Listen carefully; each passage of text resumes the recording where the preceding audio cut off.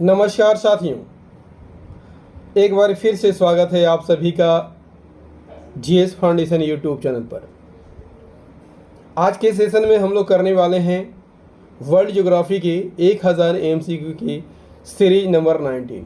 इससे पहले 18 सीरीज तक का वीडियो आपको उपलब्ध करा चुका हूं।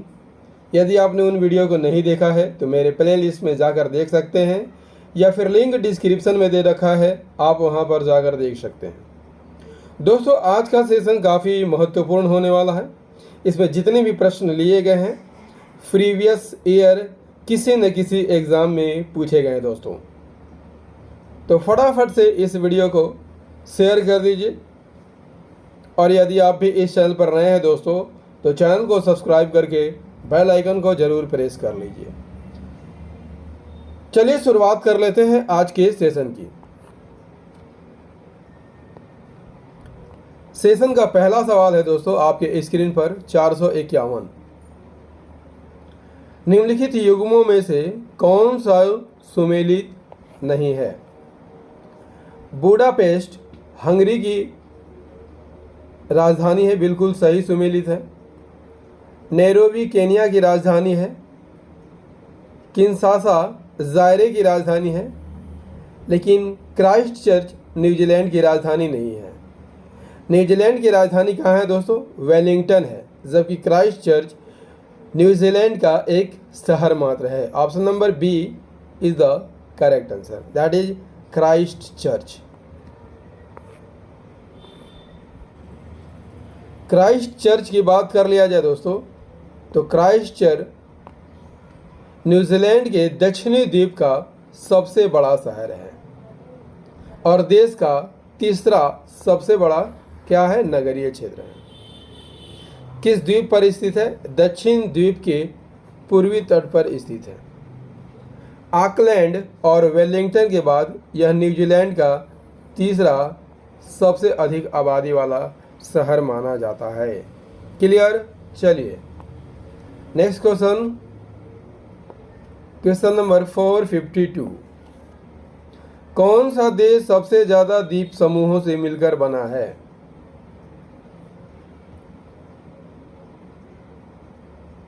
कौन सा देश सबसे ज्यादा द्वीप समूहों से मिलकर बना है? Answer is the option D, Indonesia सर्वाधिक द्वीप समूहों से मिलकर बना है।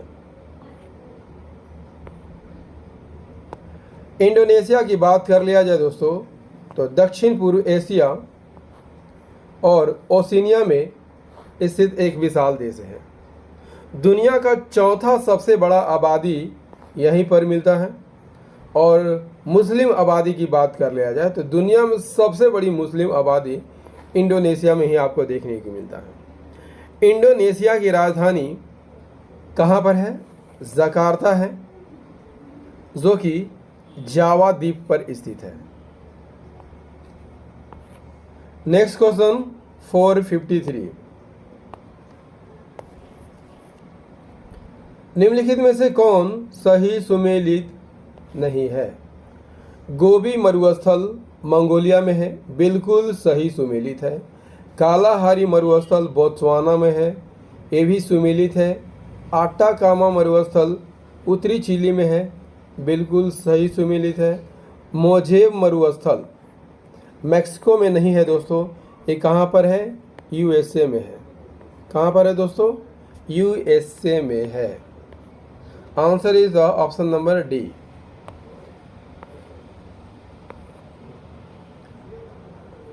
मोजेव डेजर्ट कहाँ पर स्थित है दोस्तों?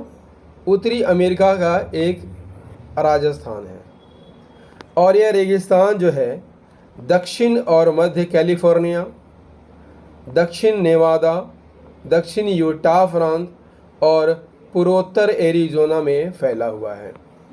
क्लियर? चलिए हमारा अगला सवाल है दोस्तों 454। इनमें से कौन सा द्वीप गन्ने की उन्नत खेती करता है? कौन सा द्वीप है जो दोस्तों जो गन्ने की खेती के लिए काफ़ी विख्यात है? Answer is the option number B, Hawaii द्वीप। हवाई द्वीप की बात कर लिया जाए दोस्तों तो संयुक्त राज्य अमेरिका का एक द्वीप है। किस सागर में स्थित है? पैसिफिक ओशन, प्रशांत महासागर में स्थित है। हवाई द्वीप की राजधानी कहाँ है दोस्तों? होनोलुलु, जो कि दियायु द्वीप पर स्थित है। क्लियर? चलिए हमारा अगला सवाल क्या है? 455, आंसर कीजिएगा फटाफट, है ना। सेनकाकू द्वीप के स्वामित्व का विवाद किन दो देशों के बीच है? सेनकाकू द्वीप को लेकर किन दो देशों के विवाद चल रहा है? आंसर कीजिएगा फटाफट। सेनकाकू द्वीप को लेकर किन दो देशों की विवाद है? Answer is the option number C, चीन और जापान के बीच विवाद है। जापान में इस द्वीप को किस नाम से जाना जाता है दोस्तों?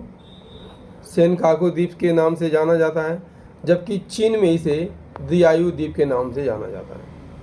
हांगकांग में इसे तियायु तई द्वीप के नाम से जाना जाता है। और इस द्वीप को लेकर चीन और जापान के बीच काफ़ी विवाद चलता आ रहा है। नेक्स्ट क्वेश्चन 456, जापान का डेट्रॉयट उपनाम से कौन सा नगर जाना जाता है? This is very very important question. Japan का डेट्रॉयट उपनाम से कौन सा नगर जाना जाता है दोस्तों? Answer is the option A, Nagoya को जाना जाता है। नगोया कहाँ पर पड़ता है दोस्तों? नगोया जो है जापान के चुबू क्षेत्र में सबसे बड़ा शहर है। किस द्वीप पर स्थित है? होन्शु द्वीप पर स्थित है। जापान की राजधानी, यदि आपसे पूछ ले दोस्तों कहाँ पर है? जापान की राजधानी टोक्यो है। क्लियर? चलिए नेक्स्ट क्वेश्चन 457 क्या कहता है दोस्तों? इंडोनेशिया को पहले किस नाम से जाना जाता था? इंडोनेशिया को पहले किस नाम से जाना जाता था दोस्तों? Answer is the option A, Dutch east Indies के नाम से जाना जाता था। इंडोनेशिया को पहले किस नाम से जाना जाता था दोस्तों? डच ईस्ट इंडियन के नाम से जाना जाता था। इंडोनेशिया की राजधानी कहाँ है दोस्तों? तो इंडोनेशिया की राजधानी जकार्ता है। क्लियर? नेक्स्ट क्वेश्चन 458,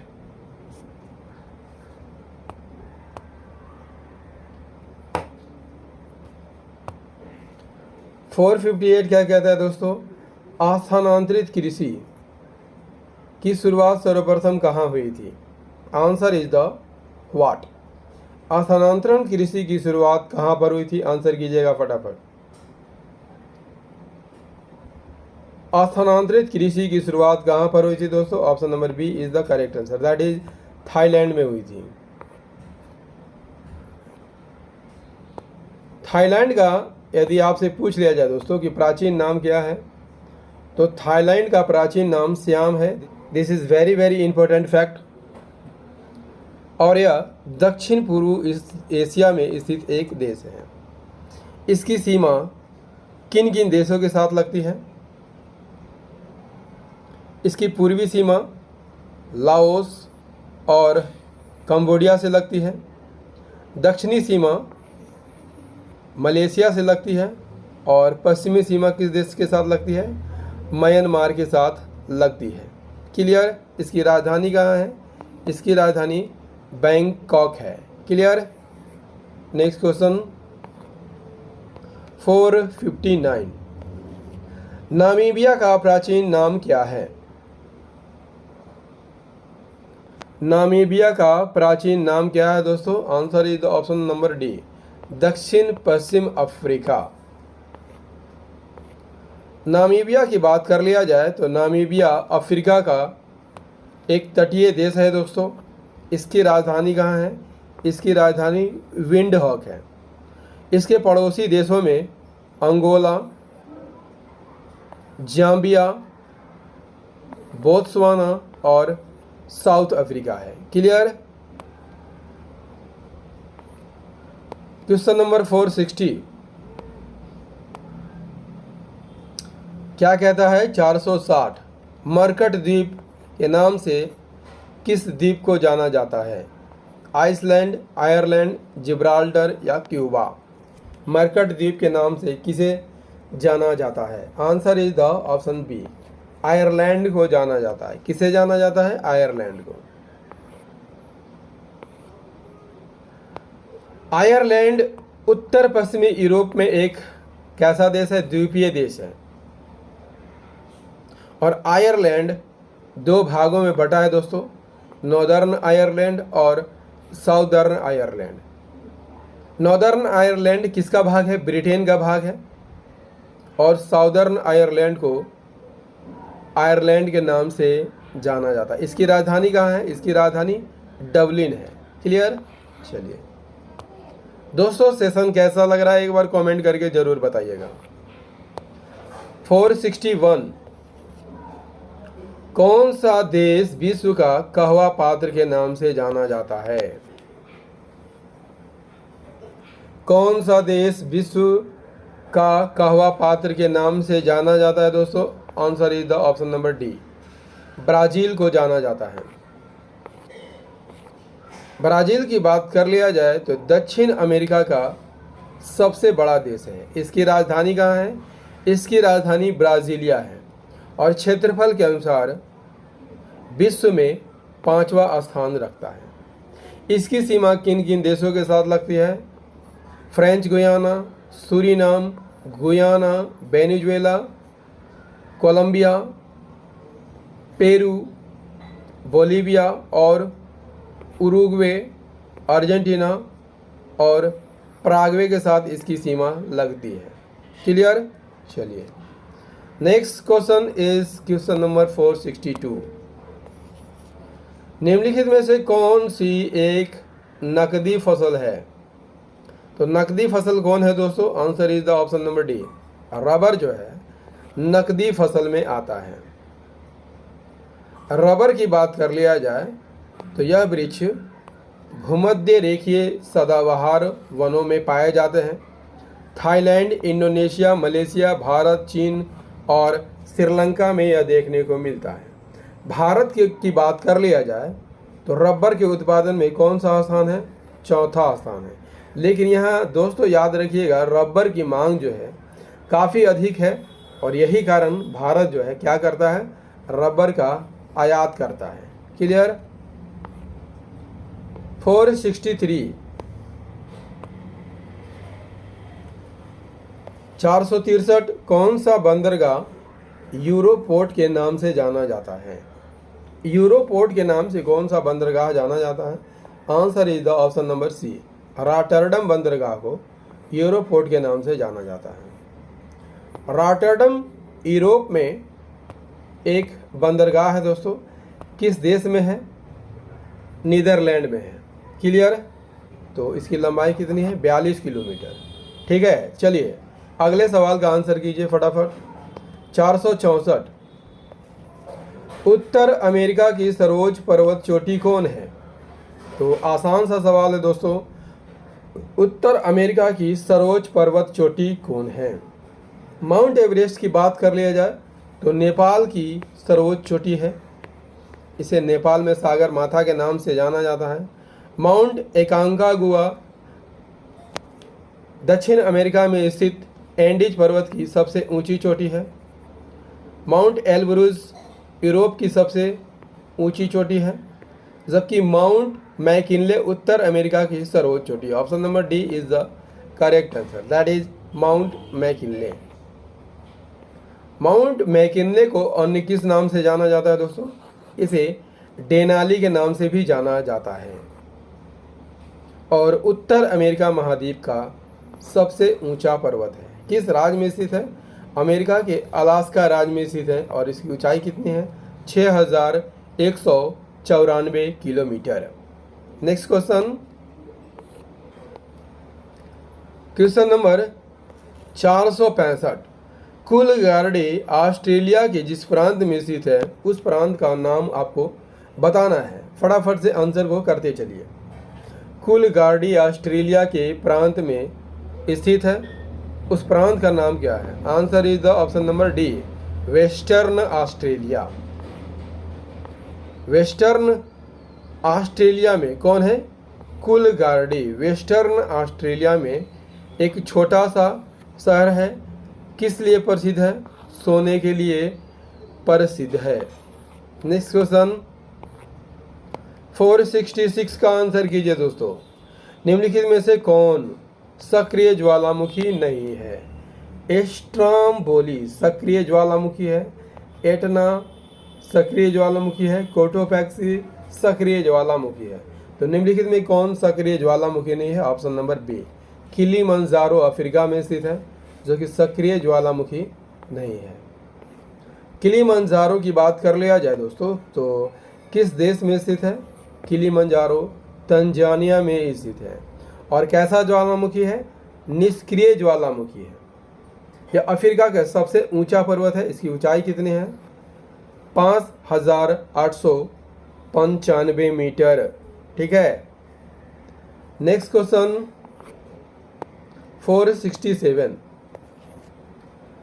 स्थल मंडल का विस्तार कितने किलोमीटर की गहराई तक होता है? Answer is the option D, 200 kilometre तक। स्थल मंडल की बात कर लिया जाए दोस्तों तो ऊपरी भूपर्पटी और निचली भूपर्पटी और साथ ही साथ ऊपरी मेंटल के भाग को क्या कहा जाता है? लिथोस्फीयर के नाम से जाना जाता है। नेक्स्ट क्वेश्चन हमारा क्या कहता है? 468, सिर और आमू दरिया नदी कहाँ पर गिरती है? सिर और आमू दरिया नदी कहाँ पर गिरती है दोस्तों? Answer is the option number D, Aral सागर में गिरती है। कहाँ गिरती है? अरल सागर में गिरती है।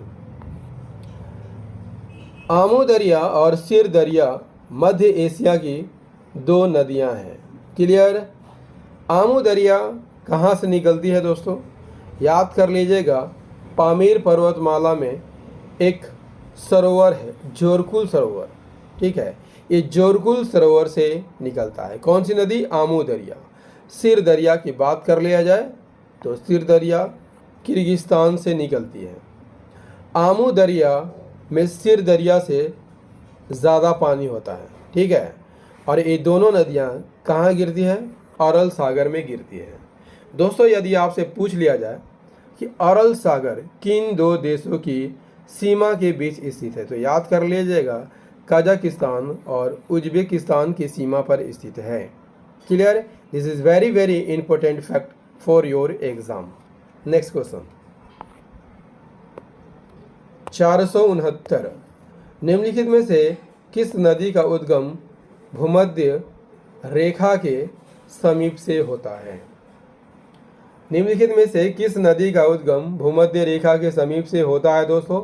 Answer is the option B, नील नदी का उद्गम भूमध्य रेखा के नजदीक से होता है।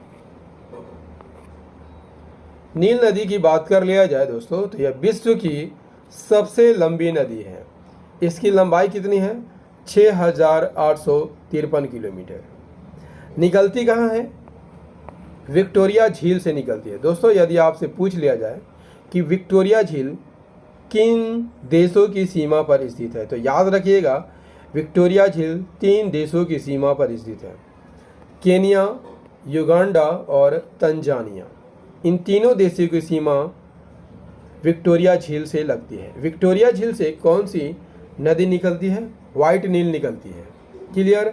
और यूथोपिया में एक झील है जिसे टाना झील कहा जाता है, वहाँ से कौन सी नदी निकलती है? ब्लू नील निकलती है। जब ये दोनों नदियाँ सूडान की राजधानी खार्तूम में मिलती हैं तो यहीं से इसे नील रिवर के नाम से जाना जाता है और डेल्टा बनाती हुई कहाँ पर गिरती है?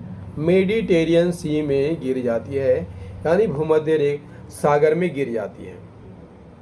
क्लियर। किन किन देशों से होकर गुजरती है? युगांडा, इथियोपिया, सूडान और मिस्र से होकर यह नदी गुजरती है। सारी बातें क्लियर हो गई ना दोस्तों? यदि सारी बातें क्लियर हो गई होगी तो सेशन को एक बार से लाइक जरूर कर दीजिएगा। 470 निम्नलिखित देशों में से कौन सा एक स्थल रुद्ध देश है, यानी लैंड लॉक्ड कंट्री है? निम्नलिखित देशों में कौन सा एक देश स्थल रुद्ध देश है, यानी लैंड लॉक्ड कंट्री है? Answer is the option D, Zimbabwe जो है दोस्तों लैंड लॉक्ड कंट्री है। Option number D is the correct answer.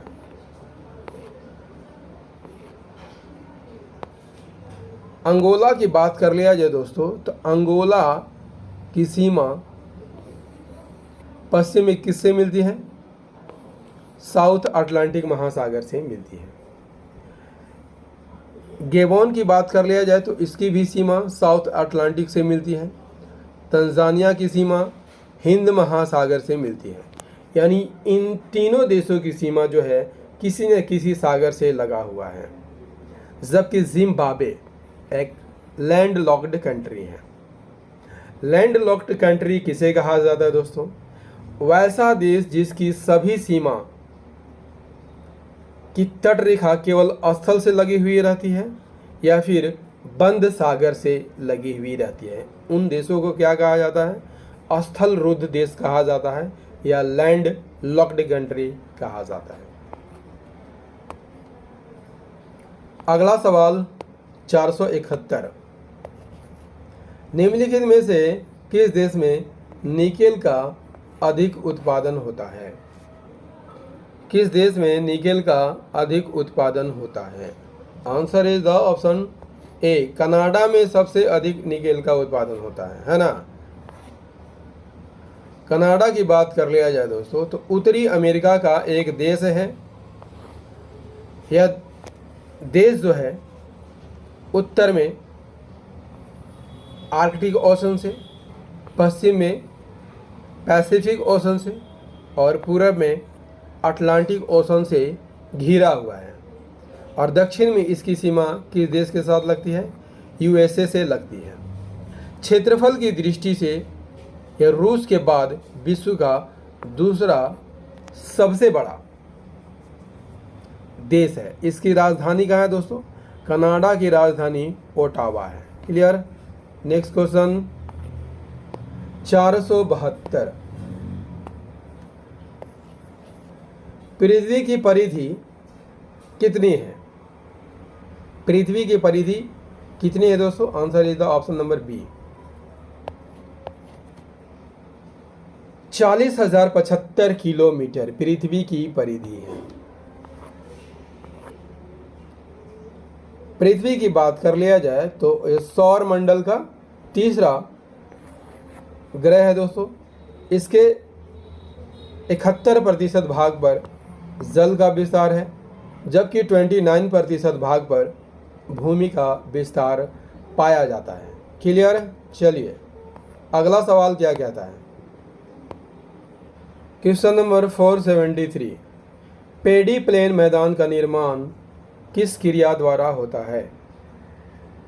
Pedi plane मैदान का निर्माण किस क्रिया द्वारा होता है दोस्तों? Answer is the option number B, पवन के द्वारा होता है।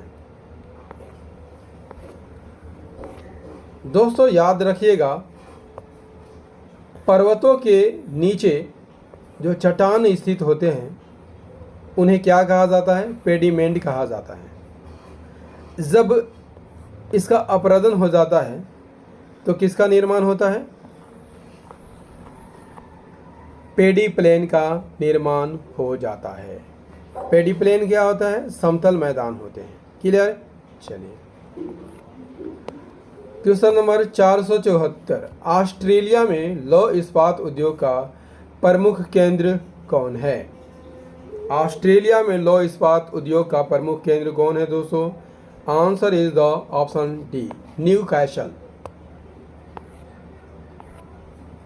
न्यूकैसल की बात कर लिया जाए तो ऑस्ट्रेलिया के पूर्वी भाग में स्थित एक तटीय शहर है। किस प्रांत में स्थित है? न्यू साउथ वेल्स में स्थित है। न्यू साउथ वेल्स की राजधानी कहाँ है दोस्तों? तो न्यू साउथ वेल्स की राजधानी सिडनी है। क्लियर? नेक्स्ट क्वेश्चन, इस सेशन का अंतिम प्रश्न कर लेते हैं दोस्तों। 475 समान मेघाच्छादन को मिलाने वाली रेखा क्या कहलाती है? तो समान मेघाच्छादन को मिलाने वाली रेखा क्या कहलाती है दोस्तों? Answer is the option B, isoneph कहलाती है। क्या कहलाती है? आइसोनेफ। दोस्तों, वर्ल्ड ज्योग्राफी की 1000 MCQ की सीरीज नंबर 19 आपको कैसा लगा कमेंट करके ज़रूर बताइएगा। यदि सेशन पसंद आया हो तो इसे लाइक कर दीजिएगा, दोस्तों के साथ शेयर कर दीजिएगा, और यदि आप भी इस चैनल पर नए हैं तो चैनल को सब्सक्राइब करके बेल आइकन को ज़रूर प्रेस कर लीजिएगा। दोस्तों, मिलते हैं अगले सेशन में सीरीज नंबर 20 में। तब तक के लिए जय हिंद, धन्यवाद।